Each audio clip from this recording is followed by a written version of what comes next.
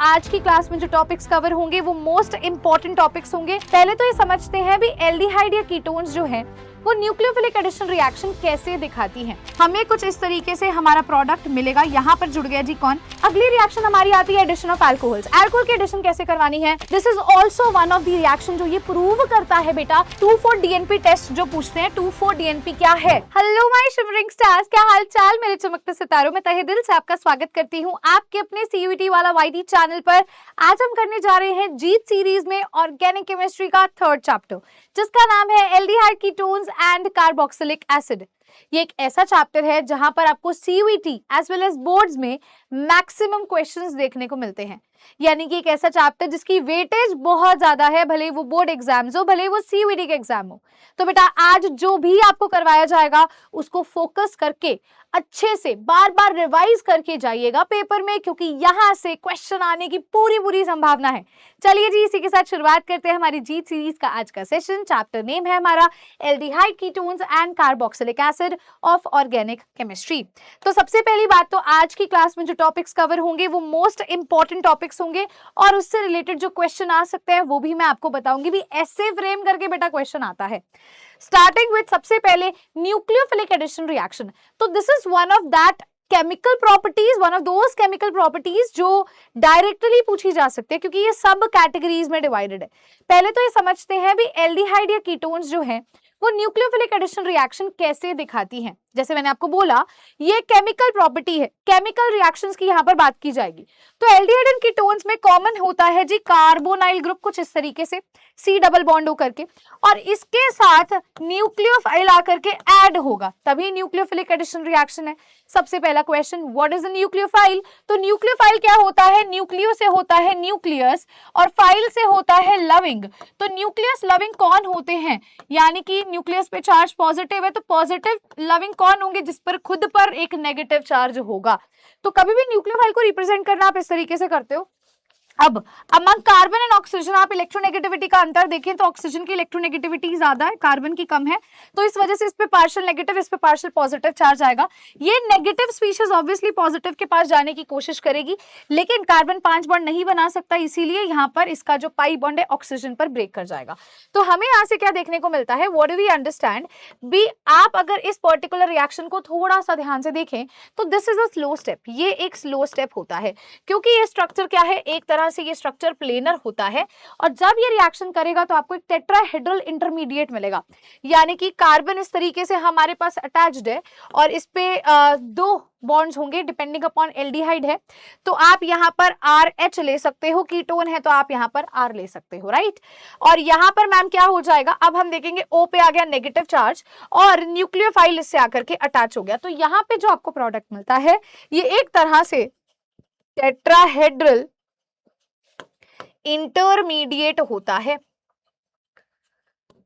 जो further H positive के साथ रिएक्ट करके फास्ट रिएक्शन दिखाता है और ये H पॉजिटिव इस पे जाकर के अटैच हो जाएगा। तो हमें जो यहाँ से फाइनल प्रोडक्ट देखने को मिलेगा that is basically are this product. ये एक तरह से फाइनल एडिशन प्रोडक्ट आ जाता है। तो जितने भी रिएक्शंस आप देखोगे आपको उसके अंदर न्यूक्लियोफाइल पता होना चाहिए and you have to use the same thing. Nucleophile जाएगा एक पॉजिटिव स्पीशीज पर और कार्बन 5 बॉन्ड नहीं बनाता इसलिए ऑक्सीजन पर वो ब्रेक कर जाएगा। इस तरीके की रिएक्शंस आप यहाँ पर ऑब्जर्व करेंगे।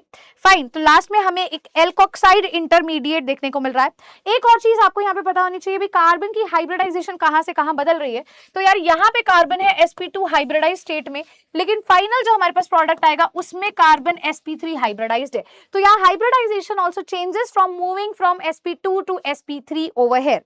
स्टार्ट करते हैं जी, रिएक्टिविटी की बात करते हैं तो एल्डिहाइड्स की reactivity in comparative to ketone यहाँ पर हमें ज्यादा देखने को मिलती है।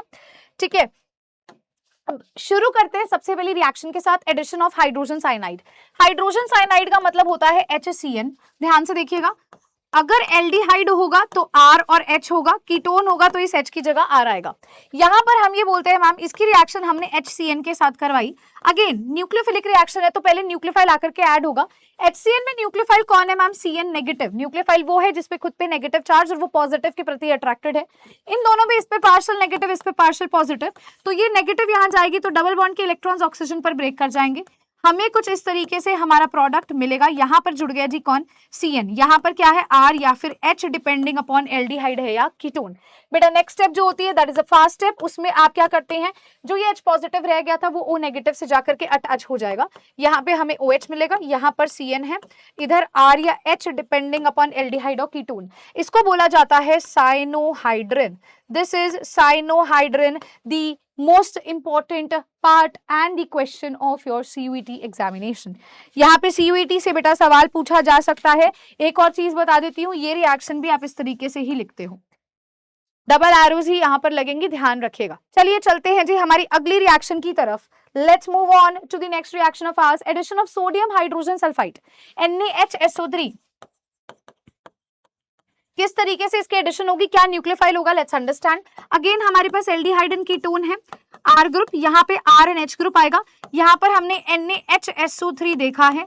तो सबसे पहली बात तो मैं पूछना चाहूंगी, न्यूक्लियोफाइल कौन होता है जिस पर क्या होता है मैम, नेगेटिव चार्ज, जो पॉजिटिव के प्रति अट्रैक्टेड होता है, न्यूक्लियस लविंग होता है। Na positive and HSO3 negative. तो HSO3 नेगेटिव कहां पर जाएगा, कार्बन पर। Why, because it has a partial positive charge, oxygen पर होता है पार्शियल नेगेटिव चार्ज इलेक्ट्रोनेगेटिविटी के अंतर करके। तो ये 5 बॉन्ड नहीं बनाता, ऑक्सीजन पर ब्रेक कर जाएगा। हमें यहाँ से क्या देखने को मिलेगा, अगेन कार्बन यहाँ पर आया O नेगेटिव, इस पे कौन जुड़ गया, HSO3। HSO3 अपने आप को रीअरेंज करके यहाँ पर लिखता है OSO2H। इस तरीके से ये अपने आप को रिप्रेजेंट करता है। यहाँ पे R ग्रुप, R या फिर H।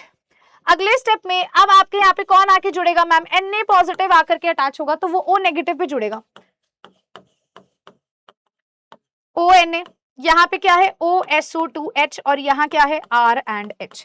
यहां तक ही नहीं काम होता, इसके बाद होता है बेटा प्रोटॉन ट्रांसफर। क्या होता है, यहाँ पे एक नया स्टेप आता है प्रोटॉन ट्रांसफर। यहाँ पे क्या होगा, ये Na जो है इसकी जगह पे आ जाएगा क्योंकि ये O नेगेटिव Na पॉजिटिव है, और ये H इसकी जगह पे आ जाएगा।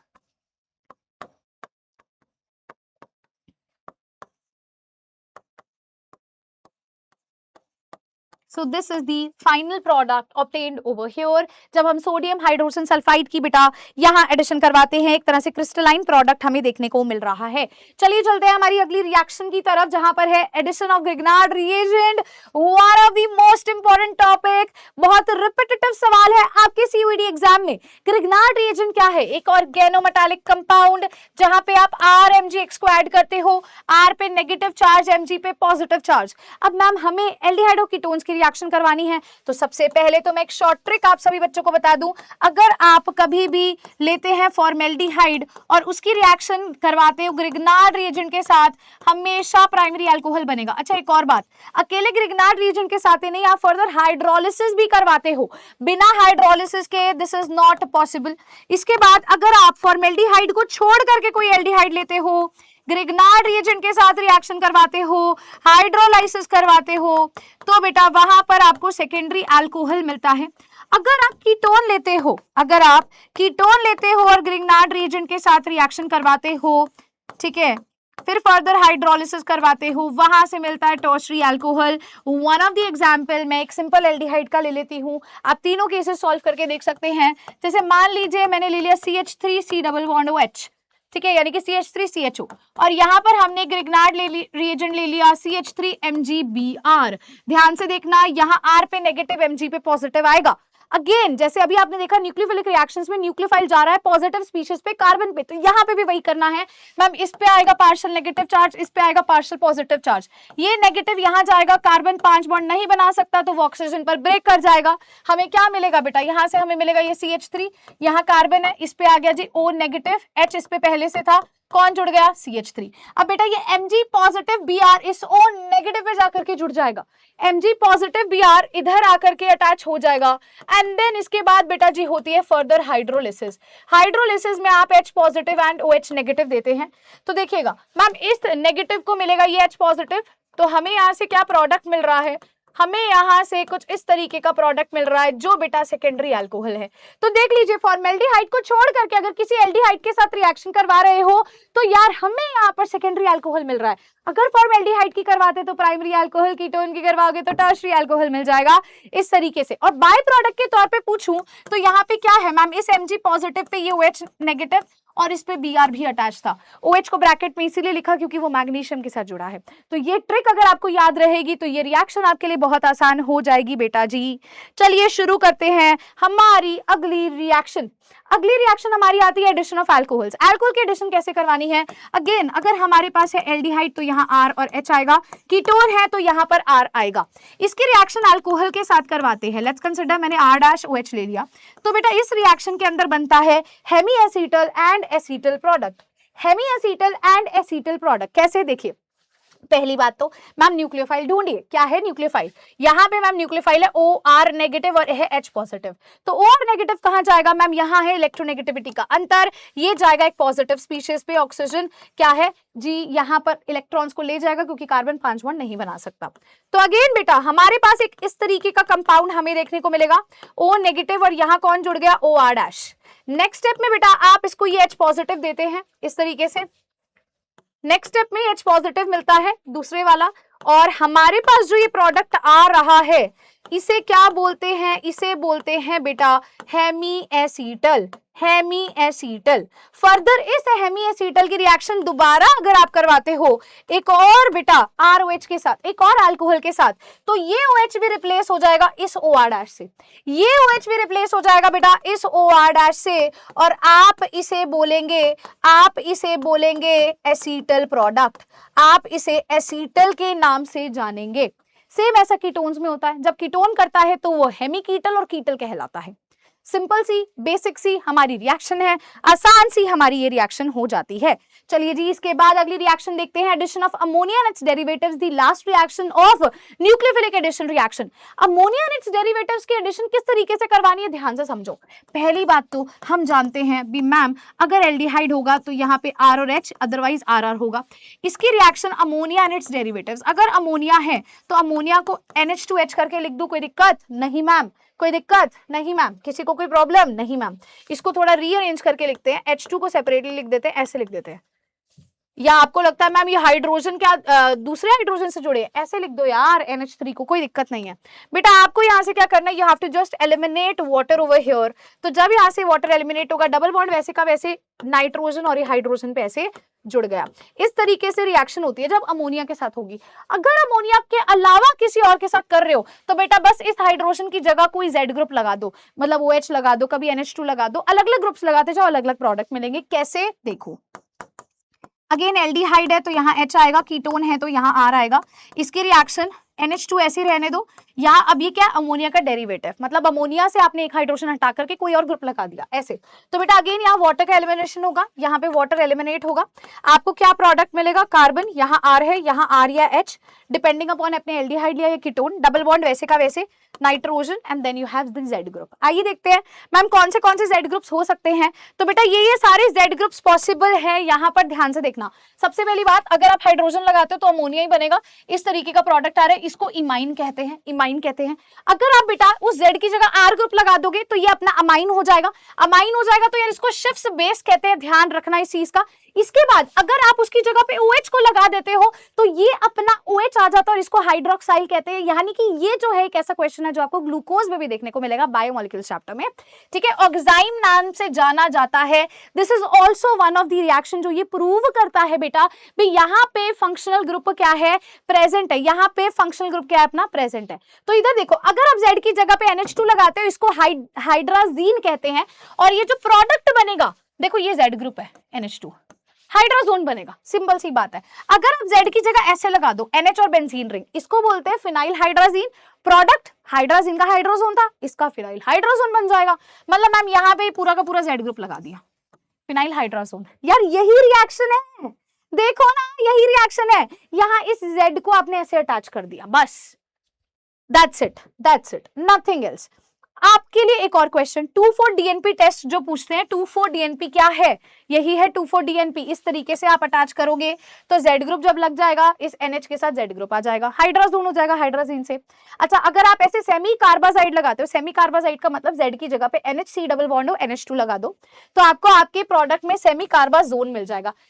मतलब ZINE को ZONE में कन्वर्ट करना है, हाइड्राजीन का हाइड्राजोन, हाइड्राजीन का हाइड्राजोन, और आपका लास्ट में अगर आप देखते हो कार्बाजाइड का कार्बाजोन। फाइन है, यार ये भी अपना कंप्लीट होता है। अब बेटा जी इतना ही कहना चाहूंगी आप सभी बच्चों को भी, ये जो रिएक्शंस मैंने आज आपको बताई है ना, न्यूक्लियोफिलिक एडिशन रिएक्शन की, यार यहां से सवाल आने की पूरी पूरी संभावना है। और अगर आपने इनमें से सारी रिएक्शंस को अच्छे से रिवाइज कर लिया, इंक्लूडिंग दोस्त जो यहाँ पे मैं सर्कल लगा रही हूँ, तो let me tell you, aldehyde ketones का वो पार्ट कर लोगे जो बच्चों को बहुत मुश्किल लगता है। ये सीबीएसई बोर्ड के लिए भी इंपॉर्टेंट है, स्टेट बोर्ड्स के लिए भी इंपॉर्टेंट है, और आपके सीयूईटी एग्जाम के लिए भी इंपॉर्टेंट है। सो आई होप सो आप सभी को अच्छा लगा होगा। क्वेश्चंस मैं आपको साथ साथ बताती चली जा रही थी भी क्वेश्चंस कैसे आ सकते हैं। जैसे कि ग्रिग्नार्ड रिएजेंट से करते हो तो वहां पे एमसीक्यू पैटर्न क्वेश्चन बहुत आता है। जैसे फॉर्मेल्डिहाइड की रिएक्शन अगर आप करवाते हो तो आपको प्राइमरी अल्कोहल मिलेगा, ठीक है। फॉर्मेल्डिहाइड को छोड़ करके किसी एल्डिहाइड की करवाते हो तो सेकेंडरी अल्कोहल मिलेगा, और अगर कीटोन की करवाते हो तो टर्शरी अल्कोहल मिलेगा, राइट। तो ये कुछ प्यारी प्यारी रिएक्शंस थी। इसमें से वन ऑफ दी रिएक्शन जहां पर हमने साइनोहाइड्रिन देखा था स्टार्टिंग में, एचसीएम के एडिशन, साइनोहाइड्रिन भी फर्दर रिएक्ट करता है। So in organic chemistry everything is so connected, आप फील करोगे। लेकिन हाँ, ये रिएक्शंस मैं कहूंगी इसमें अगर एक बार आप न्यूक्लियोफाइल ढूंढ लोगे तो आपके लिए रिएक्शन बहुत आसान हो जाएगी। So thank you so much everyone, अपना ख्याल रखें, हंसते रहे, मुस्कुराते रहे। ऐसे ही जीत सीरीज में एक ना एक टॉपिक आपके लिए लेकर आया जाएगा which is the most important, और आपको आपकी फील्ड में एक्सेल बनाया जाएगा। So have a great day everyone, take care of yourself, bye bye जी, थैंक यू सो मच।